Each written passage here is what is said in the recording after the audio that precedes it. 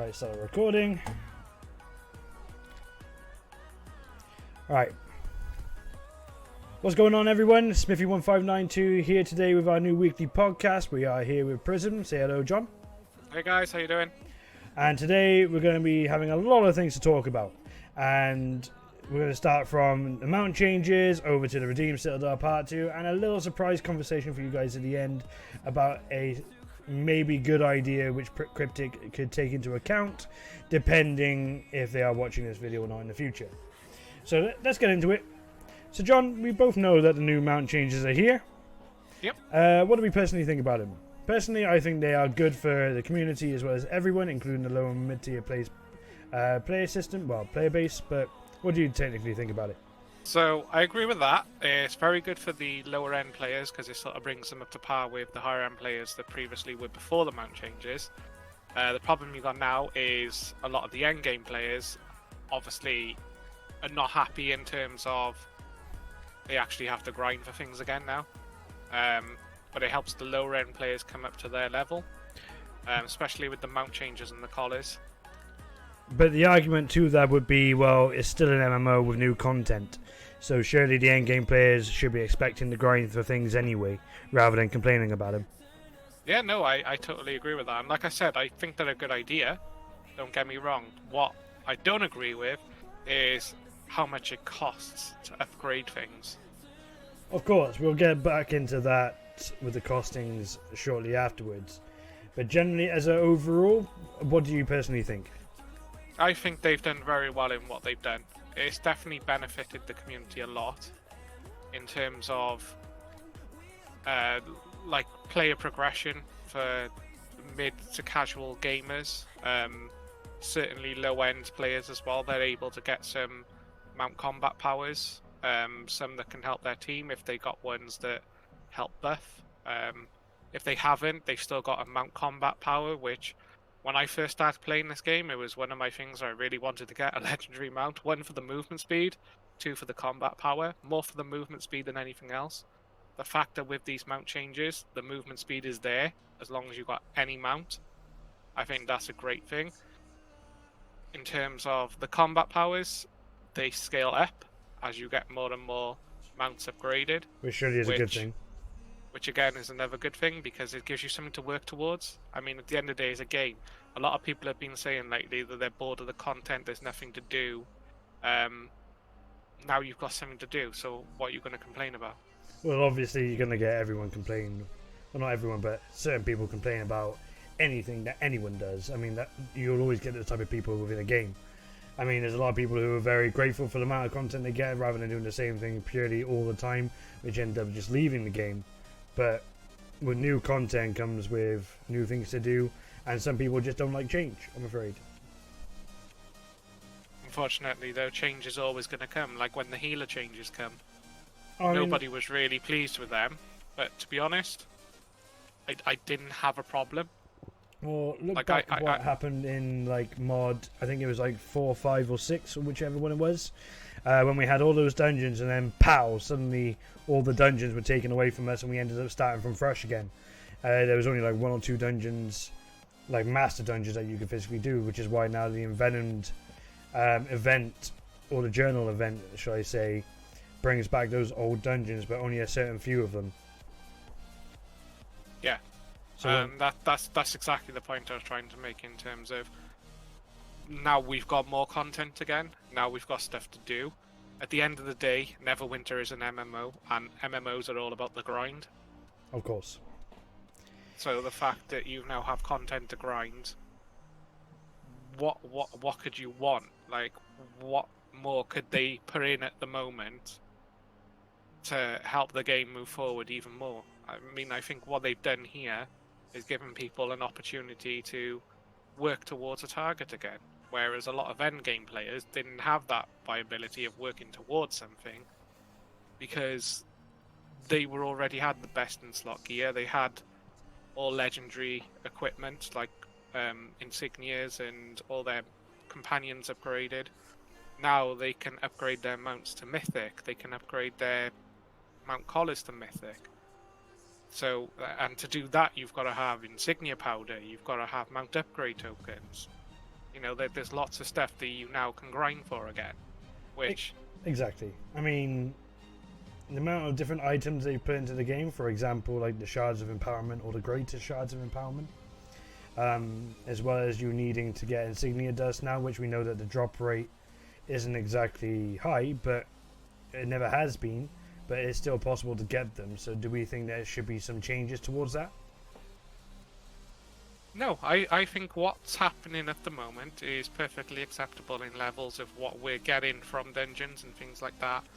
Obviously, we know the reward system needs a rework. Because, for example, earlier on today, in a chest at the end of a dungeon, 5 reroll tokens, every single one of them had AD in them, and that's it. I had no items, not even blue items.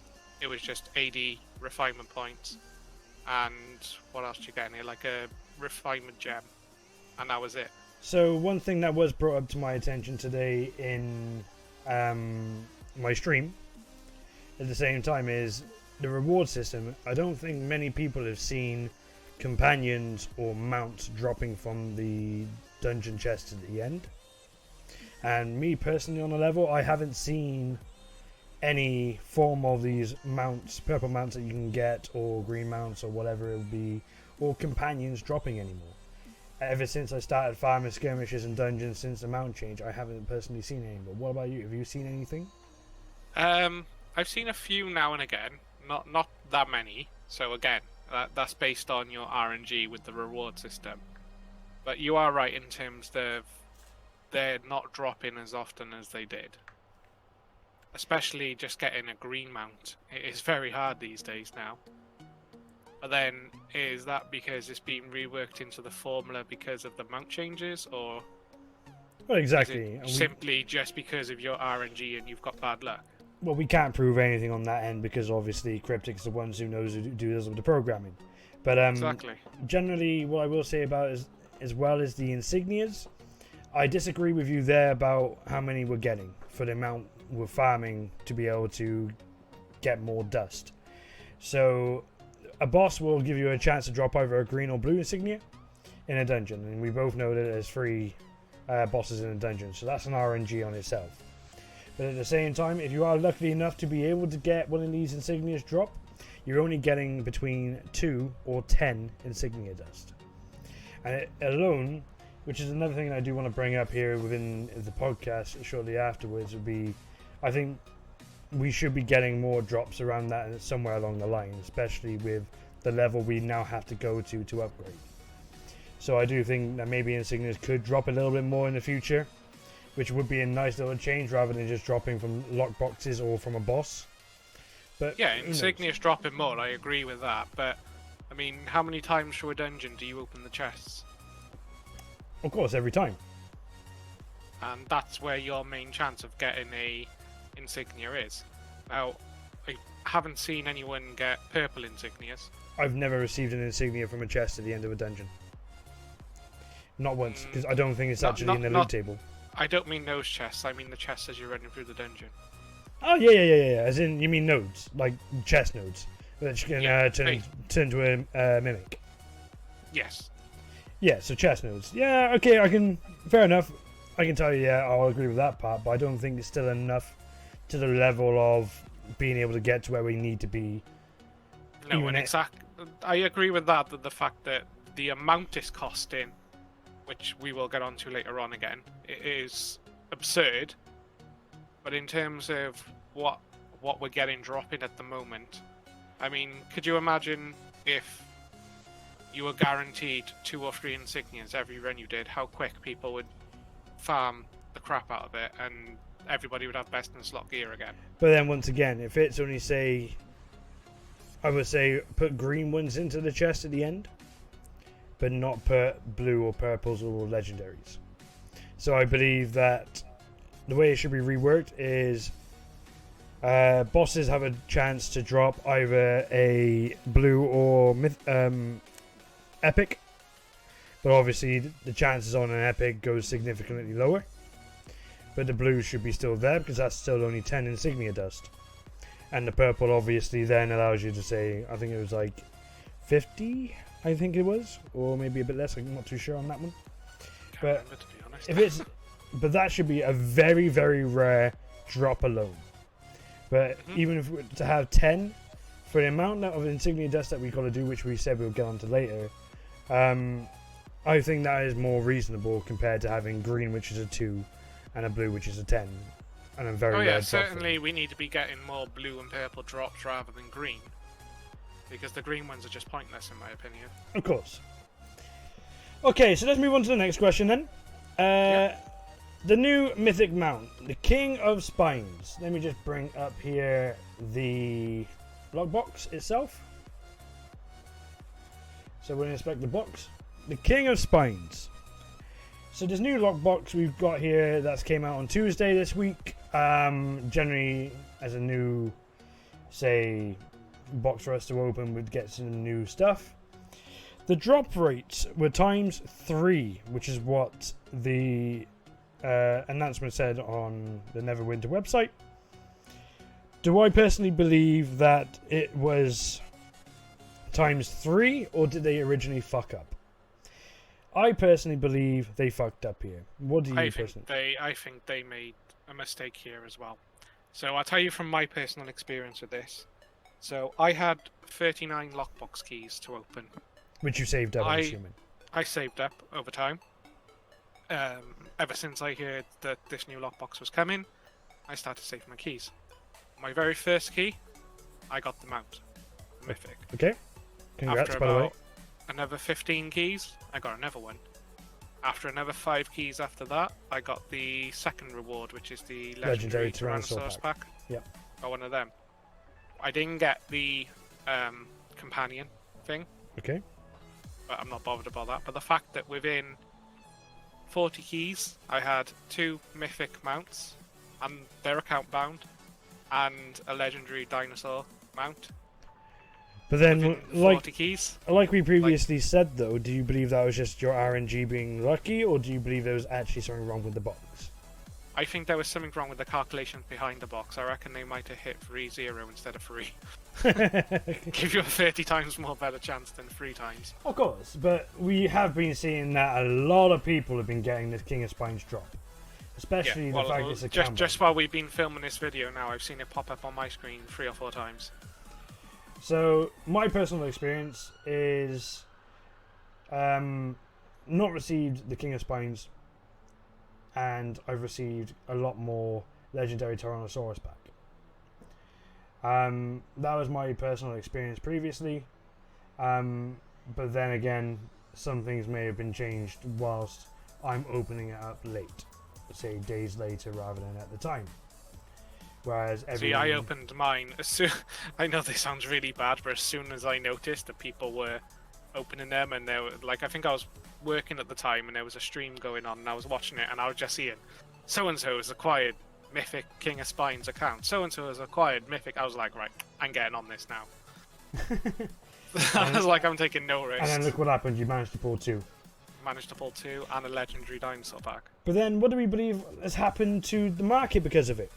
The market for a mythic mount, the one that drops an actual mythic mount. So by that I mean, say for example, we were all sat there unboxing these legendary mounts, which had a high tier value, to now suddenly unboxing the next level so many times within the game, and now becoming worth less than the legendary mounts themselves. I mean, if you have a look at the moment at the Mythic Mounts section, obviously we only have the King of Spines up there at the moment. It's 6.5 mil. Which is, would you say, is generally cheaper than... Well, if we go to Legendary Mounts then, obviously the dinosaurs are going to be cheap as crap now. They're like just over 2 mil each, which has crashed them to the ground really. And there will be loads of them, but then as soon as you hit mounts which aren't in those packs, it jumps straight up to 5 mil again. Of course, and straight away... So the actual legendary mount prices roughly staying around what they were. So straight away, me looking at some of the, well, a certain legendary mount, the Swift Golden Lion. The current cheapest here is 10.9 mil.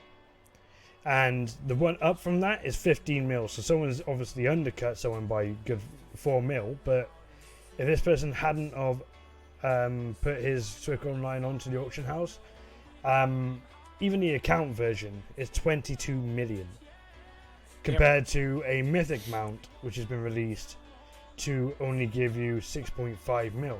But bearing in mind, the aim of the game to the mount changes is to upgrade your mounts to mythic. So the value for you getting your legendary to a mythic should be significantly higher than you actually unboxing a mythic mount itself, which is something that I don't understand has happened on Cryptic's half. But then that's just my personal opinion. Other people can have different opinions, but I don't necessarily understand what's going on their end. But okay. Well, that's the thing, isn't it? We don't know what their next plans are for any of these things that have gone on. Of course not. So the only way now to upgrade your mounts as well is to get either Time trade bars, which is done by either buying the pack from the Zen market. I believe the mount upgrade pack here, which is currently 25% off, and you get 75 upgrade tokens, and that's probably the best value for them. Or you can use your trade bars here and go over to the mounts and insignias section, and then we do know that the mount upgrade tokens are 3 Time trade bars each. So even then, if I was to say 75, how many Time would that cost me? 225. So that is that. So obviously now the pay wallet is technically there to get your mount upgrade tokens, but at the same time people are selling them mount upgrade, so they're roughly selling for about 600k each on the auction house, which to me is just a little bit shy of probably about 800 Zen per pack. What is the price of them at the moment in the Zen store? 400 and 25% off. So the prices are only going to go up when it goes back up to 500 Zen in the Zen store. Definitely, yeah. So this is an issue that we've come across now.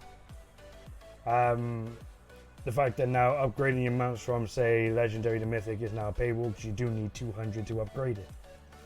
Luckily for me, I managed to get them in quickly and get 6 of my mounts out of 10 up to mythic, and that's put me up to a 72% bolster, and that's me on a personal level.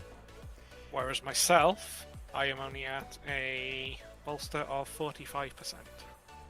Yeah, and same paywall goes for the collars.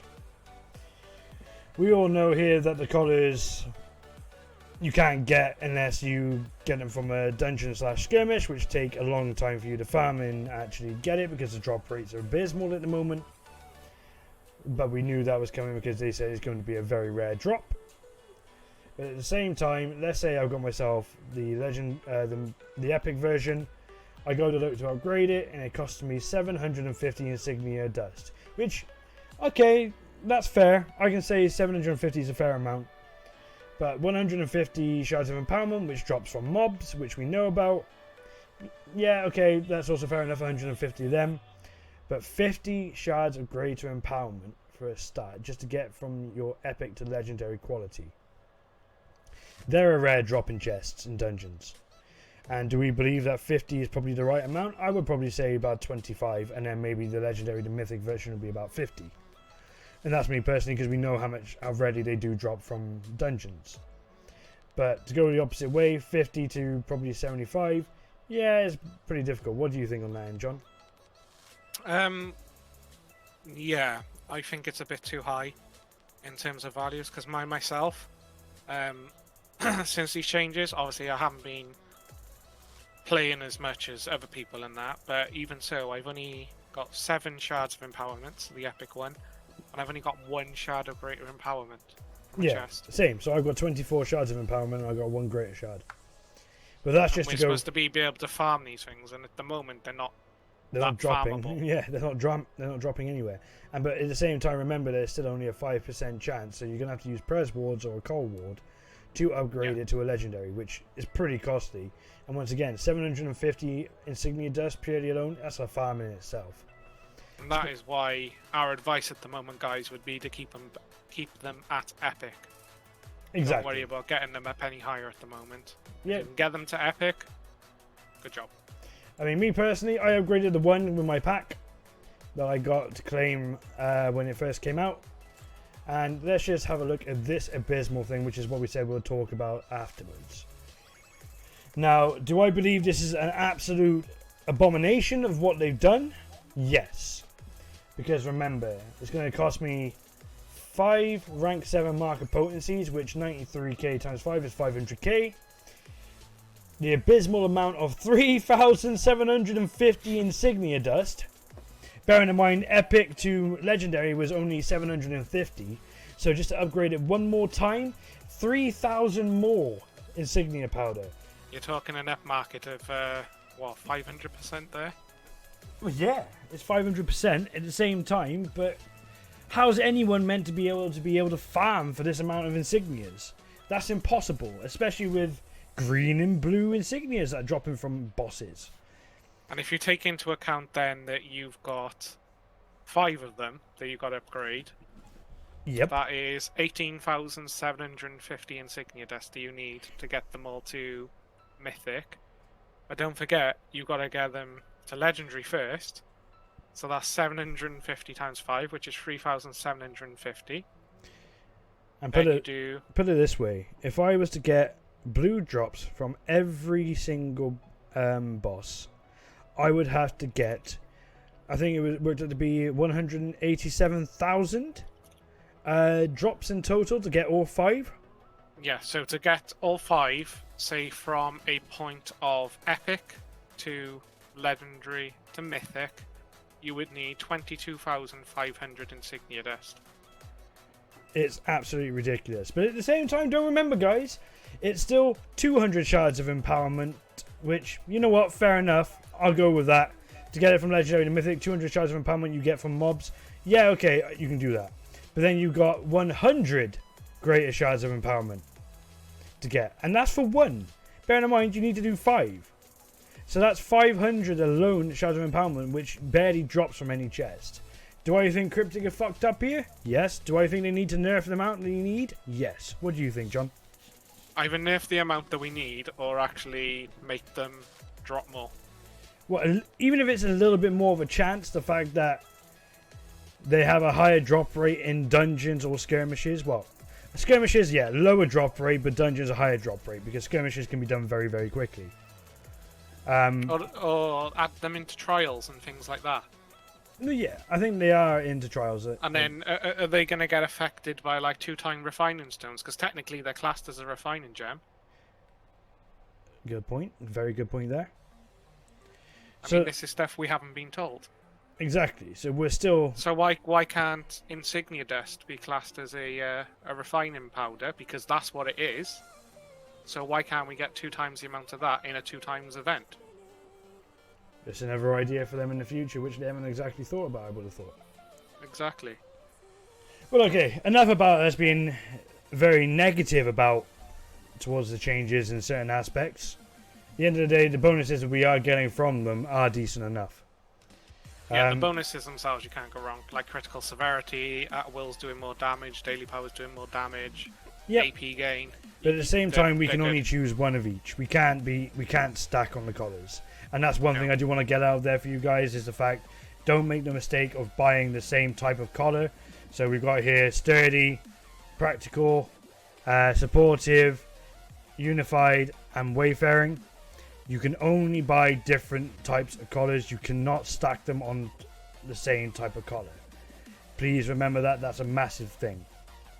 That's for those guys who haven't read the patch notes out there when they did announce it. They did say, tooltip, it is not stackable upon the same one. You have to get different I gotta ones. be fair, they did make that point that you can't stack the same ones on top of each other. So, fair play to you, Cryptic, there. You did say that, so we'll put the news out there. So don't make that mistake, guys. Alrighty, so let's move on to the next thing. The Redeemed Citadel Part 2. Second milestone has just been released now on Tuesday.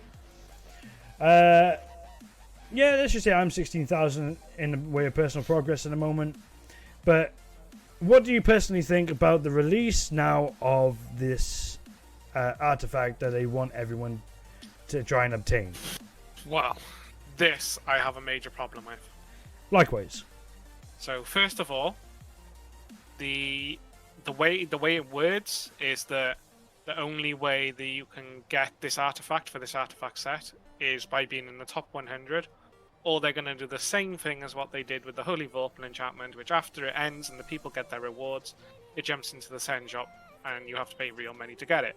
So there's a paywall going to come there, which I think a lot of people already know is going to happen. The other problem I got is, for what the artifact set does, I am not grinding to be in the top 100 for that. I'm sorry. It's a waste of time. So you're saying then it's personally not worth it to you or most other players? Because to me that looks like it's more of a set for a tank. Yes, definitely set for a tank. So for people who aren't a tank, then would you say it's actually worthwhile for many people over there? Or do you reckon it's just gash? Well, I mean, 3% incoming healing, and then when healed by another source, you gain 5,000 power for 6 seconds. But then the use of the power, your damage is increased by 3% for each enemy hit for 6 seconds, so it would be better for AoE rather than a single target. But this effect may stack up to 5 times. Okay, so it's just a reworked decanter of a Tropical Essence. Sounds like. That's all it is. And how much can you pick up a decanter for? Yeah, exactly. Well, it drops enough in COD G anyway. Well, exactly. And a lot of the times it drops blue or purple as well. So you don't even have to worry about upgrading it from green. Okay, maybe the actual having the 3-piece set would be nice. I mean, what's the... Let me just find it a second in the collections.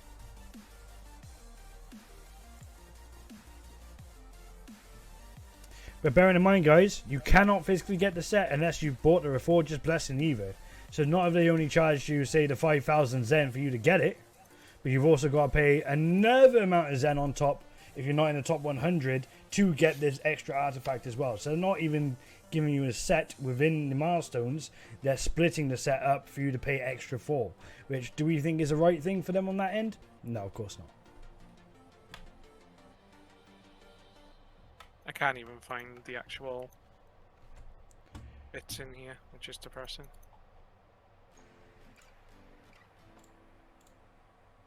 Like it's in the artifacts, but then it isn't in the artifact sets. Either way, it doesn't really matter. Yeah, well, what I was just going to look at is the fact that like at mythic level for the other parts, which is the Divine Focus and the Celestial Sash, is what sort of stats they give. Yeah, so... Because if they're giving intelligence and wisdom, for argument's sake, what good is that to a tank? Well, what good is that to a DPS? Exactly. The only DPS that probably would benefit from that would be Warlock, Wizard, or Cleric. Definitely not someone like myself. No. So we've got that part. The fact that this has been a whole waste of time for a Milestone 2, considering at least everyone can have the option to use the Vorpal and actually have something good coming from it. But yet again, because it's that mid-tier between Bilethorn and Lightning. Oh, there we go. I just found it now. And what does it say? So it gives +5 Constitution on 1, +2 Constitution, +2 Dexterity. So health and critical severity. Yeah. Which, meh. Which I suppose would benefit a tank, I suppose, you know. Having +5... well, it'll be +7, wouldn't it? Because it's 5 and 2. But meh. Yeah. Not something I'm really interested in. Don't get me wrong. Tanks these days have enough HP as it is anyway. Yeah, so do we really need that in our lives? I wouldn't say yes. Alright, so there's still no news about the Celestial Wings. How many times do people have to be trying to ask Cryptic or at least try and tease us with something? The Celestial Wings is the one item that the entire player base has been asking to find out about, is when is it coming, or at least give us a tease if it's going to be Milestone 3 or Milestone 4, or if it's even going to be in the Redeemed Citadel. If it's going to be a thing where they just paywall that and put it on the Zen store as a limited time item. We don't have an idea. So I think we can sort of confirm that it is going to be part of the Redeemed Citadel, and the reason for that is if you hit Control J. Yep. Go to Descent into Avernus. Yeah. And then go into the Redeemed Citadel. Ah, yeah. The very first one. I mean, these wings, they look phenomenal. And, yeah, the mount power is not that great. You just get additional damage to Devils, Demons, and Fiends for an 89 magnitude. But it is going to be part of the Redeemed Citadel. But we don't know when they are coming, which is the worst part about it. Yeah. But at the same time, looking at this here, there's a Zariel Companion. Which, luckily for me, is something that I need to add 3% critical severity. And that's at purple, so it would be 4% critical severity at legendary, which is something that I'm going to need. And she also has a very nice skill as well, if you had her summoned, called Shatterfall. Swordfall now has a chance to increase all targets' damage taken by 1%. Great. But then do we think that's going to beat the Bullet Pulse? One person running it, I suppose, wouldn't hurt, would it? No, of course. But either way. But again, we don't know. We don't know when any of this is coming to light. Then we're on a Glorious Whirlwind. We know is in the Redeemed Citadel Milestone 2, which is the last one when you get the 28k favors. But no one knows about any of this. Anyway, so moving on. What do we think about the way everyone is still farming BHEs for their favors, even though they have upped the amount from the quests in the Bleeding Citadel?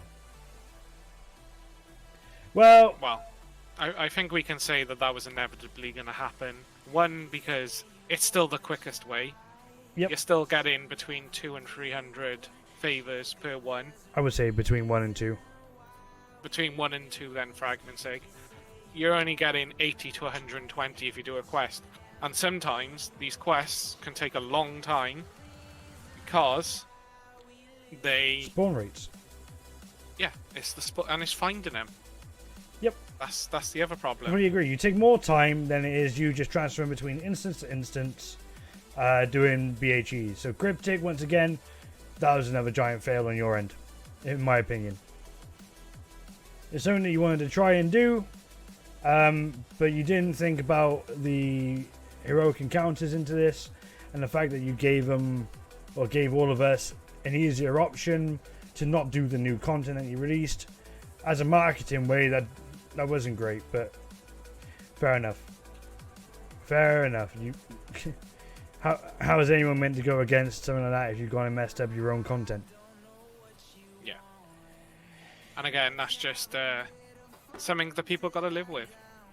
I mean, if you have a look at the leaderboards at the moment, clearly the top people are just farming those BHEs over and over. Well, 155,000, 4 days in?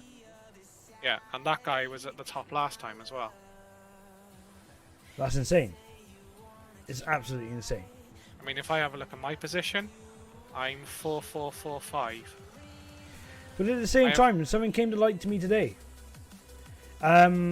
You get 60 Zariel's favors, right, from doing hunts.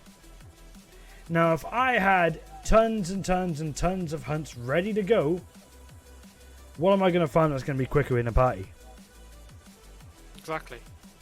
Because I just keep spawning them after spawn, after spawn, after spawn until I run out. Next person does it. Spawn after spawn after spawn. It's a huge, easy way to exploit the Zariel favors.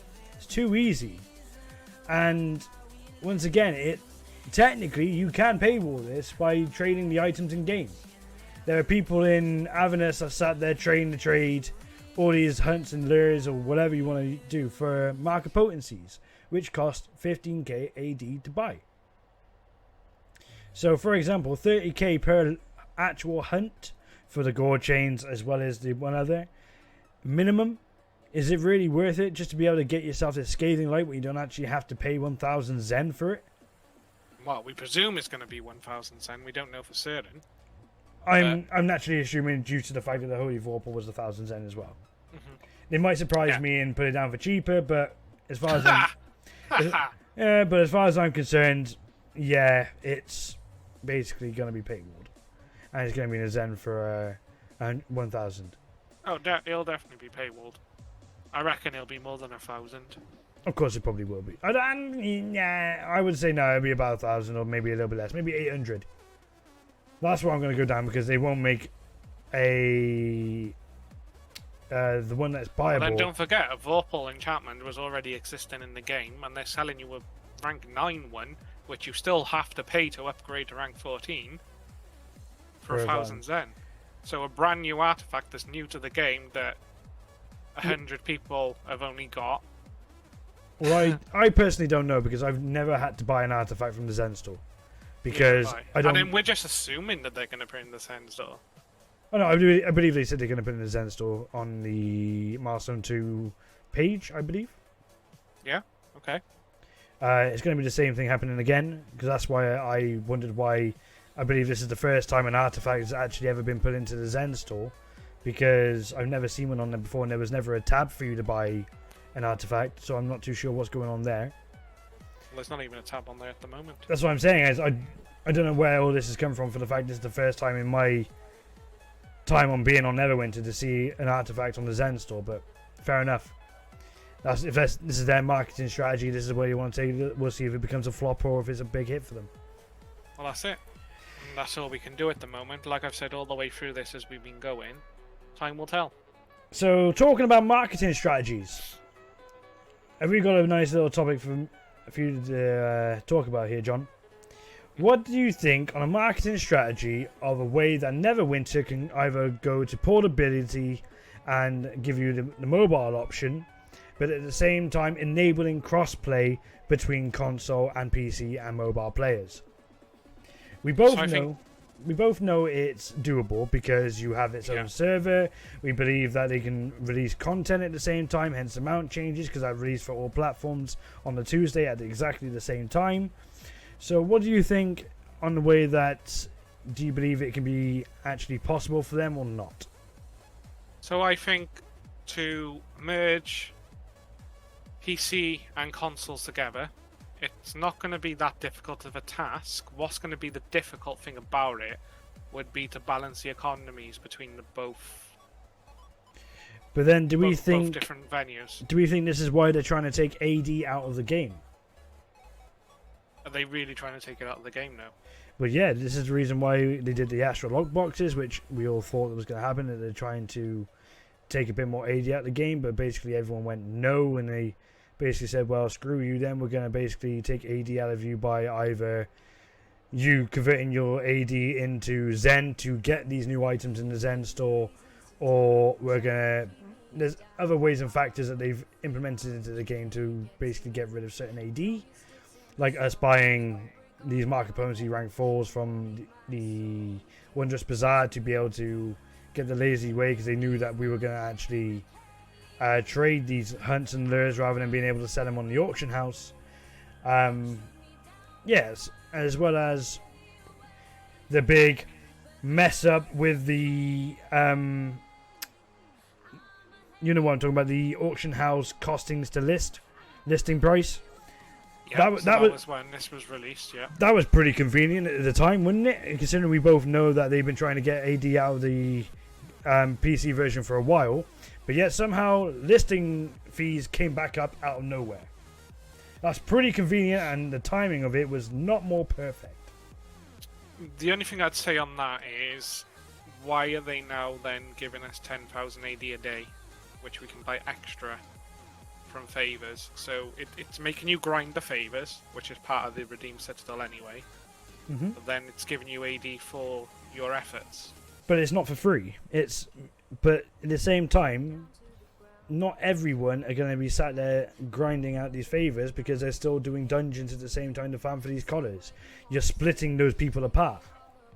Because you've got the farmers. Are you technically splitting those people apart, or are you giving people different avenues that they can play the game with? I would say you're splitting the player base apart, because at the end of the day, people are farming collars because they are still got a worth to them. Like right now, the cheapest collar on the auction house is 200k AD in that common. So people are going to be farming for them as much as they can so we can sell them. But at the same time, you still got the certain player base still farming those favors. Whereas before, when Milestone 1 happened, we never had these collars to farm for, and the only new form of content that we had to do was farming the BHEs for these favours. So that's why I'm saying they've technically split those people apart now. I'm not sure. I'm not really too sure. I mean, I get what you're saying by it. I do understand what you mean by what you're saying. It's just the way I see it is... I'm just trying to take a look on a different perspective from each angle. About its convenient timings, what they could be doing, what the player base was saying about it. Yeah, it's taking a look at it from way different angles. I don't want to be biased and have my personal opinion. It's different opinions I've spoken to other people, not only from my stream, but from in-game, to yourself, other ways that could be happening. And that's it, like... It's hard to say because, again, you don't want to be self-opinionated with the things you say, but when you look at what's actually being done, it's hard to not have your own opinion about what's happening. No, of course. But, like you just said then, you believe that it's splitting the community up where you're having some people that want to farm the favours because they want to get the extra AD. Or and then you've got artifact. the other people then... Sorry, go on, what were you saying? Or the artifact. Or the artifact, sorry, yeah. Or you've got the people then who are farming the dungeon side of things to get the collars because that's worth more to them than getting 10k AD a day from the favours. 10k from the favours, yeah.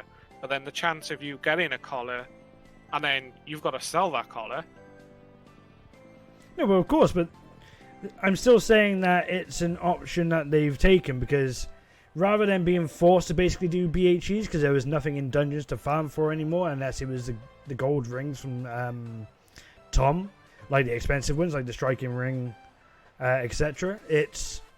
There was no other form of content that was new, and at that time we were able to farm. Everyone was just farming BHEs.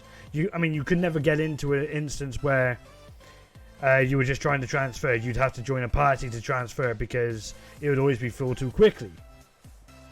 But now it's calmed down a bit because the Milestone 2 is here.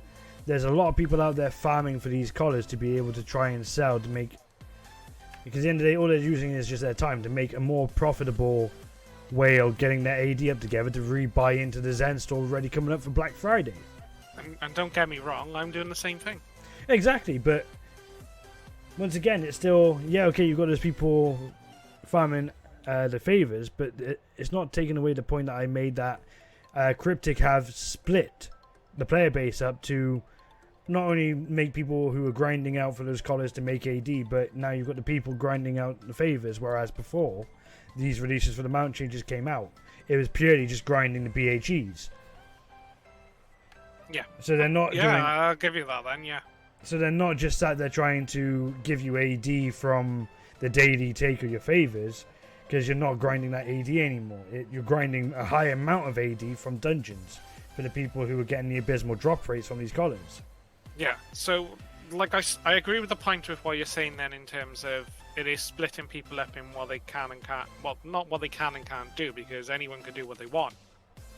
What I don't agree with is the fact that someone like, I'll take myself for an example. I'm not overly fussed on farming the BHEs. Don't get me wrong, it's a tedious job.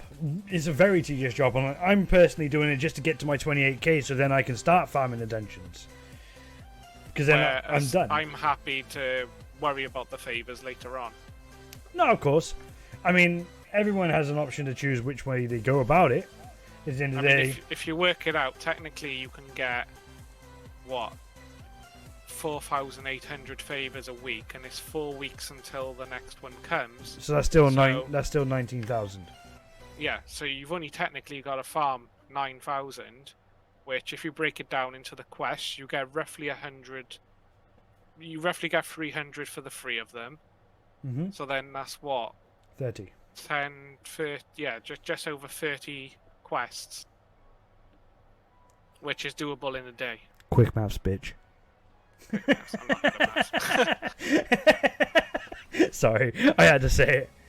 But yeah, I mean, there's many different. And that's what I mean. There's many avenues you can do it down. It's not just the one that. Of course. Oh well, these people are going to farm collars and these people are going to get favors, and that's it.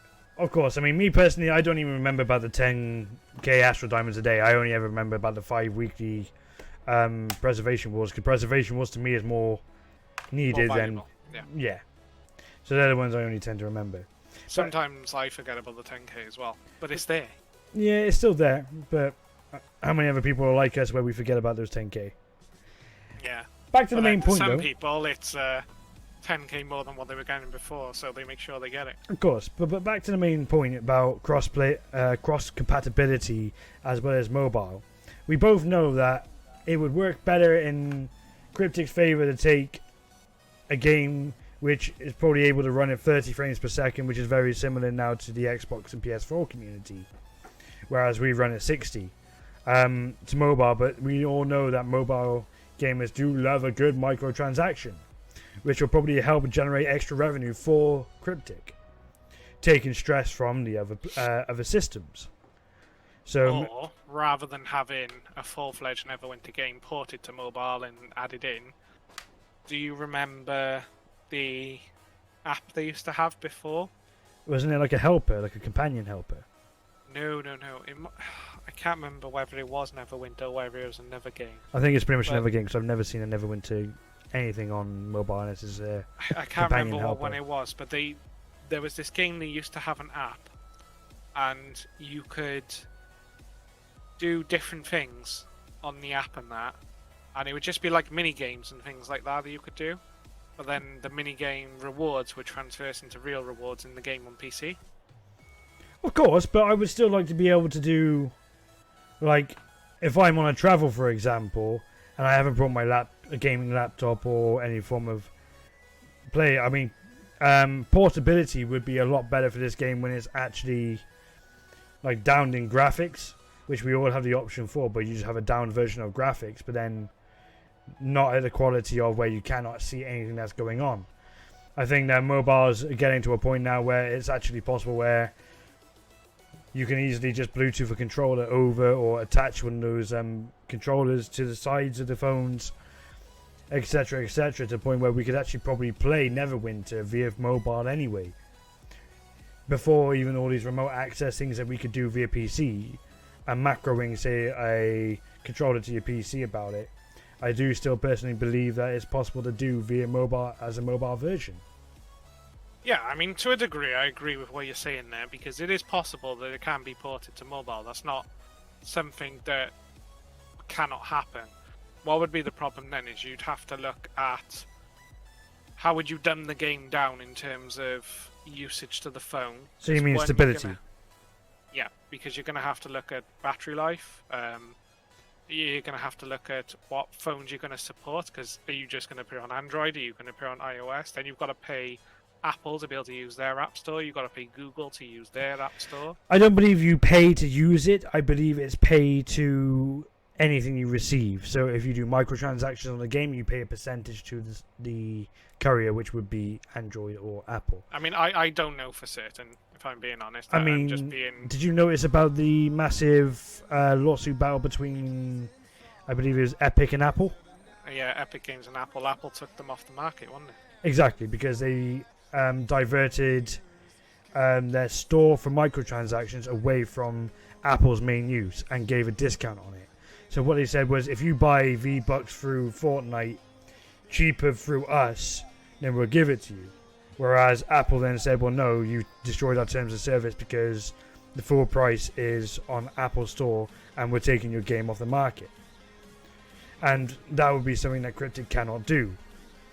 Luckily for us, everything is generally most of the same price, but regardless of getting on topic of that, I do believe that there is a way for them to make it more stable and compatibility be better. But then crossplay over from taking mobile out of the equation, crossplay over from Xbox, PC, and PS4, especially with the new PS4, PS5, and Xbox coming out. That would be the perfect way for them to make it cross-platform. Yeah, I think there would have to be some research done first of all before they did that anyway, because you don't. The problem is on PC, some items on like the marketplace are more expensive, some are dearer. But that's all man-made. And again on things, so then it's going to be that, are you going to mess up things for players on each console? In what way? It's hard to tell, isn't it? Well, say you've got, we'll take for example, what? A mark potency rank 7. Okay. Say on PC it's 50k, 50,000 AD. What, in the auction house or the Yeah, Wondrous on the Bazaar? auction house for 1, 50,000 AD for 1. Okay. And then on Xbox it's 60,000 AD for 1. Well then, wouldn't it be when they get joined? Okay. The people on Xbox are going to go, let's grab these now while we can, because they're 50k before PC players bump them up. All right. And that could be the same for both ways. So when they do, say, like the maintenance time to get the cross-platform enabled, why don't they reset the auction house so everyone's items gets completely wiped from the auction house? So you start fresh with a new auction house, and all the items go back to the players. Yeah, that could happen. They'd have to look at refunding all the costs for people posting as well. Of course, but just be like, right, so for the next, say, event for 3 days, there will be no charges on the auction house. And then when it comes to the cross-platform play being enabled, they just completely wipe the auction house, so every item's emailed back to you. Emailed back to you via your mail, and then it just starts like a fresh economy that way. Yeah, I suppose that would work. Yeah. What are you going to do about guilds with the same names?